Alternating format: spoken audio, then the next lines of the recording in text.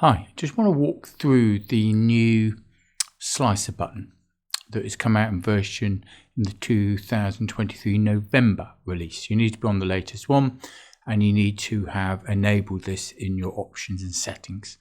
And once you do that, in your visual gallery, you will now come up with a slicer, the new slicer. And this is the one I'm going to be talking about in this video. I've got some links to other videos around, but this is what we want to focus on. So I'm using the new slicer, this particular one, and it can do a number of things that the old slicer couldn't do. It's really I think it's really about designing much more impactful user experience as you're creating dashboards for people to interact with. So first thing you can see is when I hover over any of these departments, I've set it up so that that name of the department, it becomes larger, it stands out clearer. And then if I select a geography, we can now see around geography, I've got my data just for geography, so it's behaving like a slicer, but I've got a little box around it, and I've got a method there of identifying them in geography. And if I select history, this slicer is set up so I can select more than one department. You can tell me I'm doing that.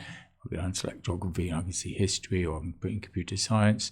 Again, rolling over, I can unroll them.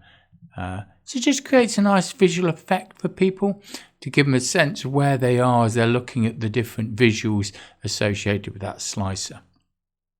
So the burning question you must have, how do I do it? So let me just click on it and let's go into the font options. So it's a very typical slicer in terms of how I set it up. I would just simply find the field I want. It's a slicer, so I only put one field in. I'm having to look at department. And then I can set it up, as I say, as you would other slicers. So things that haven't changed is like the size and style. The title still is the same functionality around the title. The slicer settings are the same. I can select all. I can select single selection, force selection, all those things I'm associated with. I'm just going to toggle all of those off to keep it as it was. So that hasn't changed. The shape has. So I've got rectangle, rounded, rectangle, and snipped tab, both top. Yeah, and you can experiment with those if you wanted those to be actual buttons. As you can see on mine, I've actually not got the buttons set, so you don't see those until you click on it. The layout is now where we start to introduce more functionality. So things, and there's a couple of things I think that are worth noting. I can have rows and I can have columns, and I can put my space between them, and I can vertically align them as I would do, and I can have an overflow, which is either, if I don't want to keep scrolling, I can do it paginated, so I have pages. Now, I haven't got enough on here because I've only got 3 that I'm working with. So I've again set those as, basically set those as default off.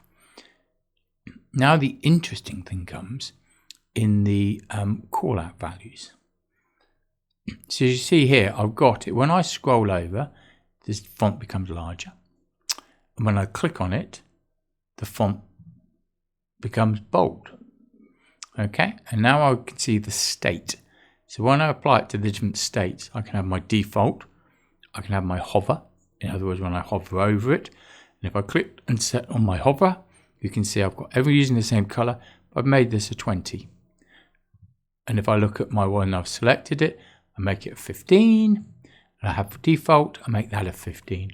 And that gives me the sense of the change in the font size. Everything else I've set as the same. When I select it, you can also see the only other thing I've done is I've made it bold. So computer science is bold there compared to geography. But if I selected geography as well, I've got geography in bold.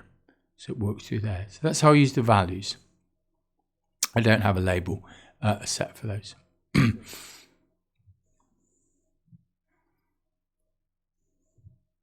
So it's the call outs there. Next thing, I'm not going to talk about images, but I'm going to talk about the actual button. So again, I get this option of selecting or what state I want to play with. You know, is it default for everything, or if I hover over? So when I'm hovering or not hovering in default mode, I can see here that I have nothing. Yeah, the buttons are just using the hover font size. So let's have a little look about selecting something. So when I've selected it, what do? I put a border around the box so you can see that. Yeah, it's a 1 pixel border.